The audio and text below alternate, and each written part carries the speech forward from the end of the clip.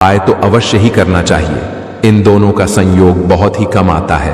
और दोस्तों, पूज्य गुरु जी ने अपनी शिव महापुराण की कथा में बताया है, इस दिन आपको 31 चावल दाने वाला उपाय तो अवश्य ही करना चाहिए, क्योंकि ऐसा दिन पूरे साल में सिर्फ एक ही बार आता है। और दोस्तों, आप सभी लोग जानते हो कि शुक्रवार का अगर सबसे बड़ा कोई उपाय है तो वह 31 चावल के दाने वाला उपाय है। तो दोस्तों, इस शुक्रवार के दिन आप लोगों को इस 31 चावल दाने वाले उपाय को जरूर करना है। बहुत सारे लोग होंगे जिन लोगों ने इस उपाय को ना किया हो, मतलब पूरा साल निकल गया और उन्होंने किसी भी दिन इस 31 चावल दाने वाले उपाय को ना किया हो। पर दोस्तों, आपके पास एक आखिरी मौका बचा हुआ है, जो कि 16 मई के दिन है। तो इस दिन आप लोगों को इस वाले उपाय को जरूर कर लेना है। भले ही आपने पूरे साल भर इस उपाय को ना किया हो, पर अगर आपने इस ज्येष्ठ महीने के शुक्रवार के दिन अगर इस वाले उपाय को कर लिया तो आपको इस उपाय को करने का वह फल मिलेगा जिसकी आपने कभी कल्पना भी नहीं करी होगी। इसीलिए आप लोग इस वाले उपाय को एक बार जरूर कर लेना, ताकि आप लोगों के हाथ से यह मौका ना जा सके और आपको इस उपाय को करने का फल मिल सके। दोस्तों, यह उपाय पंडित जी ने अपनी अभी की ही शिव महापुराण की कथा में बताया है। जिस उपाय को आज हम आपको बहुत अच्छे से समझाने वाले हैं। इस वीडियो को देखने के बाद इस उपाय को समझने के लिए आपको कोई और वीडियो को देखने की जरूरत नहीं पड़ेगी। तो चलिए दोस्तों, उपाय को शुरू करते हैं। देखिए, यह इस ज्येष्ठ महीने के शुक्रवार के दिन यह इतना खास होता है, इतना महत्वपूर्ण होता है। देखा गया है कभी कभी बड़े बड़े पूजा पाठ अनुष्ठान से जो मनोकामना पूर्ण नहीं होते, वह इस ज्येष्ठ महीने के शुक्रवार के दिन एक छोटे से उपाय करने से ही आपकी मनोकामना पूर्ण हो जाती है। और बहुत सारे लोगों ने इस उपाय को किया भी है और उनको इस उपाय को करने का फल भी जरूर मिला है। अगर आप लोग भी इस उपाय को शुक्रवार गणेश चतुर्थी के दिन करना चाहते हैं तो आप इस उपाय को पहले अच्छे से समझ लेना, सुन लेना, उसके बाद करना। आपको इस उपाय का फल जरूर मिलेगा। और इस उपाय को कर लेने से आपके घर में चाहे किसी भी प्रकार की दुख और समस्या क्यों ना चल रही हो, आपको उसका कारण भी नहीं पता है कि भाई यह समस्या किस कारण से चल रही है। उसका कुछ भी कारण हो सकता है, जैसे पितृदोष हो सकता है या किसी भी तरह का मंगल दोष भी हो सकता है। तो इस दिन आप लोगों को यह वाला उपाय कर लेना है। यह एक ऐसा उपाय है जिस उपाय को अगर किसी विशेष दिन पर किया जाए तो भाई उस विशेष दिन का जो है वह तो हमें मिलता ही मिलता है, पर हमने उस दिन पर इस उपाय को किया है तो हमें उससे भी बड़ा फल मिलता है। और फल बहुत जल्दी मिलता है, क्योंकि आप इस उपाय को बहुत ही बड़े और विशेष दिन पर कर रहे हो। तो चलिए अब उपाय के बारे में बात करते हैं, लेकिन उससे पहले आप लोगों को यह जानना आवश्यक है कि आखिर यह उपाय किस समय करना है, किसको करना है और कैसे करना है। तो चलिए हम आगे आपको वीडियो में एक एक करके बता देते हैं। लेकिन उससे पहले अगर आप लोग हमारे चैनल पर नए हैं तो हमारे चैनल को सब्सक्राइब कर लेना और इस वीडियो को लाइक करके कमेंट बॉक्स में श्री शिवाय नमस्तुभ्यम ओम नमः शिवाय जरूर लिख देना। और अपने फायदे के लिए, गरीबी दूर करने के लिए इस वीडियो को पूरा देख कर जाना, तभी आपको लाभ की प्राप्ति होगी। यदि आज आपने वीडियो को बीच बीच में से देखा, काट काट कर देखा, तो आपको जीवन में कभी सफलता हासिल भी नहीं होगी। तो दोस्तों, इस 31 चावल के दाने वाले उपाय को हमें इस शुक्रवार के दिन कैसे करना है, किसको करना है, किस समय करना है और कहां पर करना है, यह सारे सवालों के जवाब आपको इस वीडियो में मिल जाएंगे। और जो यह वीडियो देखेगा भाई, उसको 31 चावल के दाने वाला उपाय जरूर करना चाहिए, क्योंकि इस दिन एक चावल के दाने का भी बहुत ही बड़ा और विशेष महत्व होता है।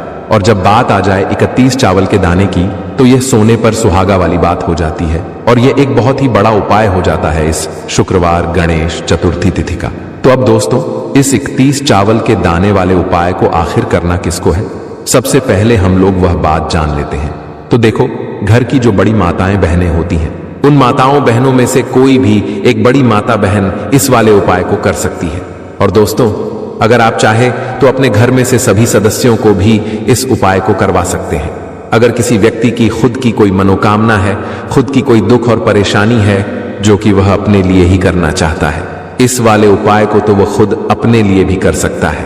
बाकी अगर कोई घर में से ऐसा है जो कि अपने पूरे घर परिवार की सुख और शांति के लिए यह वाला उपाय करना चाहता है, तो भाई वह भी कर सकता है, उसमें भी कोई दिक्कत वाली बात नहीं है।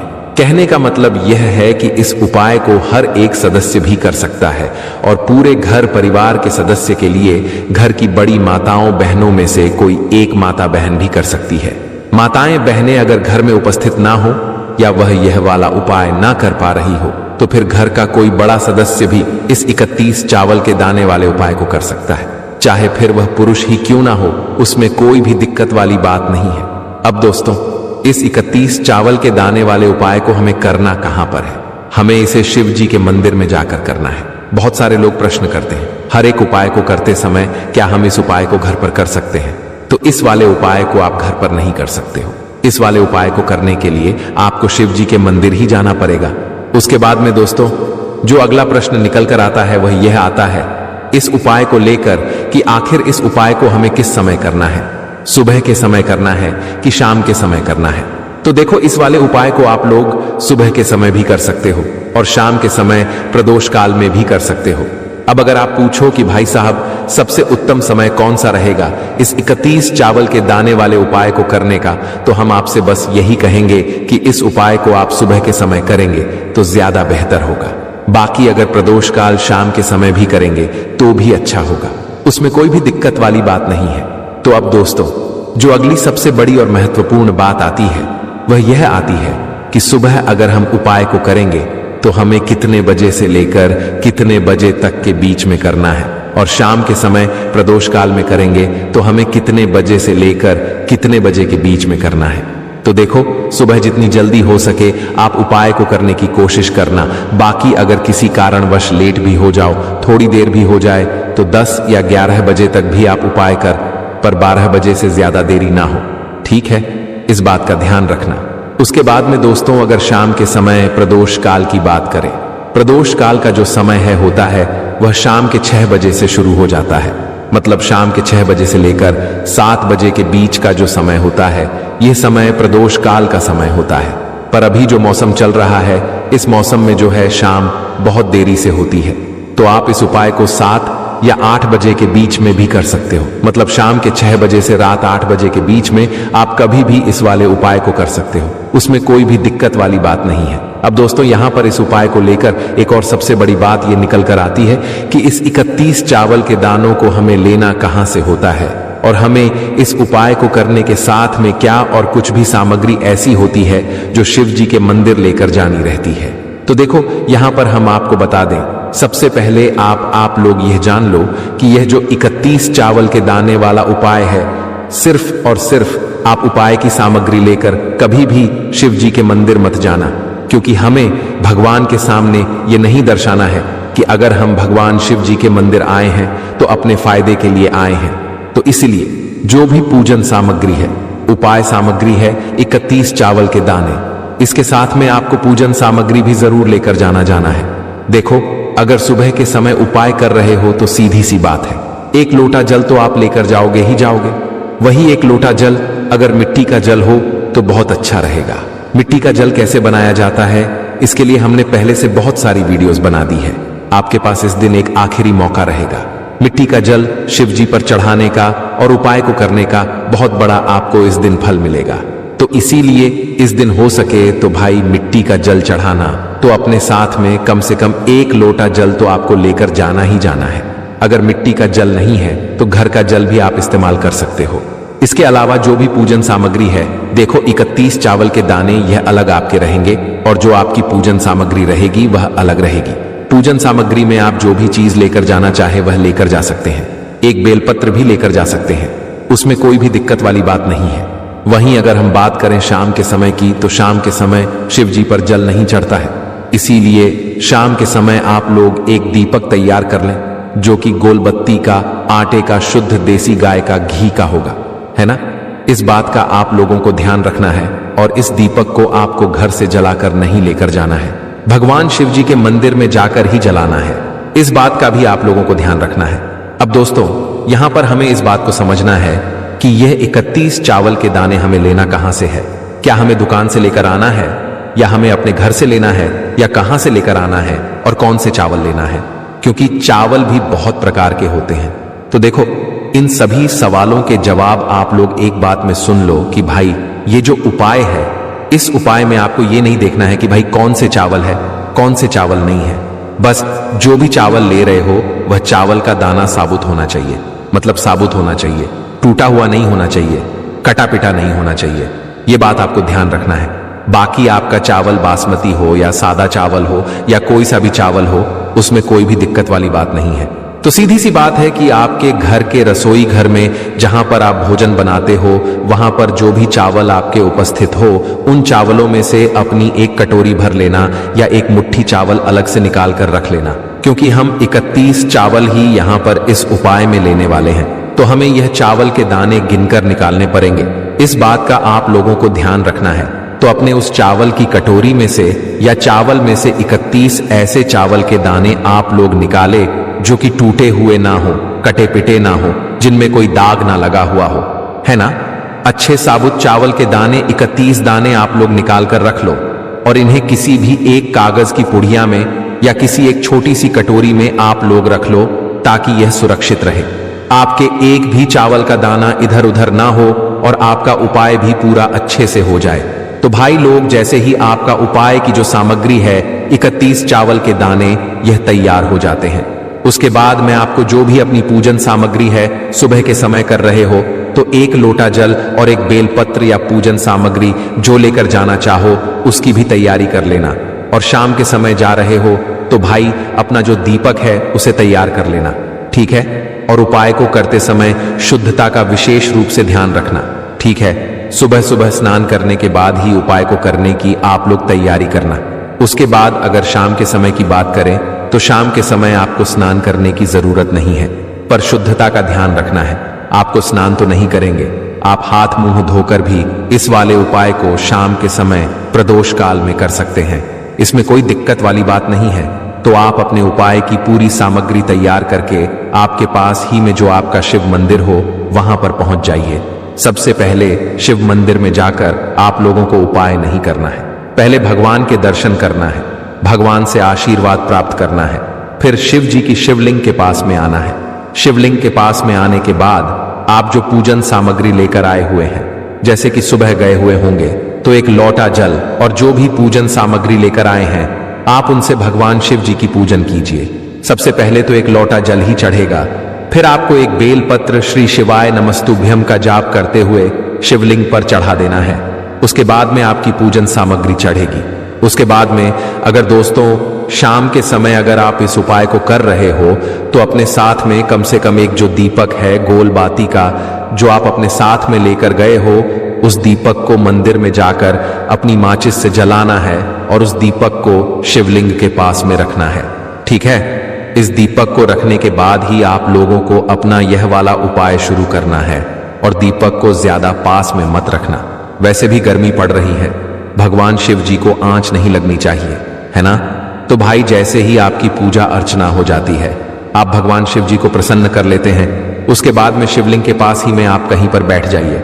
सामने या आसपास जिस जगह पर आपको बैठना हो वहां पर बैठ जाइए और अपने वह 31 चावल के दाने अपने सामने निकाल कर रख लीजिए, क्योंकि अब यहां पर उपाय को यहां पर करने की आपको तैयारी करना है।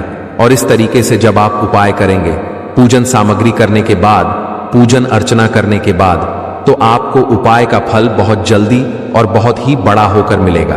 तो अपने 31 चावल के दाने अपने सामने निकाल कर रख लेना। और यह जो उपाय है यह आपकी की सीधे हाथ की हथेली से होगा, इसलिए इस बात का भी विशेष रूप से ध्यान रखना है। तो सीधे हाथ की हथेली का प्रयोग करके ही आप लोग अपना इस वाले उपाय को करना। अपने सामने जो भी आपकी कागज की पुड़िया है उसको खोल कर रख लो, या कटोरी है तो भाई उसे अपने सामने रख लो और अपने वह 31 चावल के दाने निकाल लो, ठीक है। उसके बाद में दोस्तों अब आपको क्या करना है कि शिवलिंग आपके सामने होगी, तो आपने वह 31 चावल के दाने एक एक करके जहां पर आपने बेलपत्र चढ़ाया है आपको शिव जी के शिवलिंग के ऊपर चढ़ाना है। कहां पर चढ़ाना है? शिवलिंग के ऊपर चढ़ाना है और कहीं पर भी नहीं चढ़ाना है। आपको अपने हथेली से तो शिवलिंग के ऊपर चढ़ाना है, भले ही फिर वह अपने आप जलाधारी पर गिर जाए या मतलब वहीं पर गिर जाए, उसमें कोई दिक्कत वाली बात नहीं है, पर आप चढ़ाओ शिवलिंग के ऊपर ही। तो आपको क्या करना है, अपना पहला चावल का दाना उठाना है, श्री शिवाय नमस्तुभ्यम बोलना है और शिवलिंग पर चढ़ा देना है। इसी तरीके से दूसरा चावल का दाना उठा है, शिवलिंग पर चढ़ाना है और मंत्र बोल देना है, और फिर तीसरा चावल का दाना उठाना है, श्री शिवाय नमस्तुभ्यम बोलना है और चढ़ा देना है। इसी प्रकार से आपको पूरे 31 चावल के दाने एक एक करके शिव जी के शिवलिंग के ऊपर चढ़ाना है और भगवान से प्रार्थना करते जाना है। मतलब प्रार्थना तो आपको आखिरी में करना है, पर हर एक चावल के दाने को चढ़ाते समय श्री शिवाय नमस्तुभ्यम जरूर बोलना है। उसके बाद ही में यह चावल का दाना शिवलिंग के ऊपर आपको चढ़ाना है। जैसे ही आपके 31 चावल के दाने शिवलिंग के ऊपर चढ़ जाते हैं तो भाई उसके बाद में आपको क्या करना है, भगवान से अपनी मनोकामना बोलना है। मनोकामना भी कब बोलना है, जब आपका 31 चावल का दाना आपके सीधे हाथ की हथेली में हो और आप उसे चढ़ाने के लिए जा रहे हो।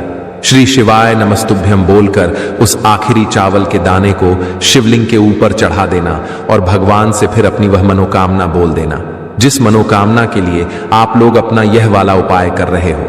जिस भी दुख और परेशानी के लिए आप लोग अपना यह वाला उपाय कर रहे हो, उसके बाद में जैसे ही आप अपनी मनोकामना बोल देते हो, आपका यह वाला उपाय पूरा हो जाता है। पर दोस्तों, उपाय को करने के बाद आप लोगों को 2 मिनट भगवान शिव जी के मंत्र का जाप जरूर करना है, और मंत्र का जाप करने के बाद भगवान से एक और बार प्रार्थना करना है अपनी मनोकामना के लिए या अपनी जो भी दुख और परेशानी है उसके लिए। इसके बाद में आप लोग भगवान को देखकर भगवान से प्रार्थना करके उनसे आशीर्वाद लेकर वहां से उठ सकते हैं और अपने घर पर जा सकते हैं। बस दोस्तों, यहां पर यह वाला उपाय पूरा हो जाता है। इस तरीके से जो भी व्यक्ति छोटी छोटी चीजों का ध्यान रखते हुए इस 31 चावल के दाने वाले उपाय को करेगा, निश्चित सी बात है उसे उसकी मनोकामना जल्द ही पूर्ण होगी और जो भी दुख और परेशानी है वह भी बहुत ही जल्दी दूर होंगे। और दोस्तों अगला उपाय है, इसके लिए एक गोल बाती का दीपक। आप चाहे तो मिट्टी का ले सकते हैं या फिर घर से शुद्ध आटा मढ़कर उसका दीपक आप तैयार कर सकते हैं। इसके बाद आपको लेना है शुद्ध गाय का घी। अगर वह नहीं है तो कोई भी देसी घी इस्तेमाल कर सकते हैं, जिससे आपको दीपक प्रज्वलित करना है। देखो, अब यह सब सामग्री लेकर आपको जाना है। प्रदोष काल में आपके घर पर तुलसी जी के घेरे के पास में देखो, यह उपाय तो आपको अवश्य करना है। देखो, वहां पहुंचकर सबसे पहले वह दीपक आपको प्रज्वलित कर देना है और ओम नमो भगवते वासुदेवाय नमः का 11 बार जाप करना है। उसके बाद आपको अपने सीधे हाथ में थोड़ी हल्दी लेकर उस दीपक में अपना नाम और गोत्र बोलते हुए डाल देना है। उसके बाद माता लक्ष्मी से आपको प्रार्थना करना है कि हे महालक्ष्मी, हमारी सभी दुख तकलीफों को दूर करो। हे महादेव, हमारे सब दुख कष्टों को खत्म करो। इस भावना से आपको यह उपाय करना है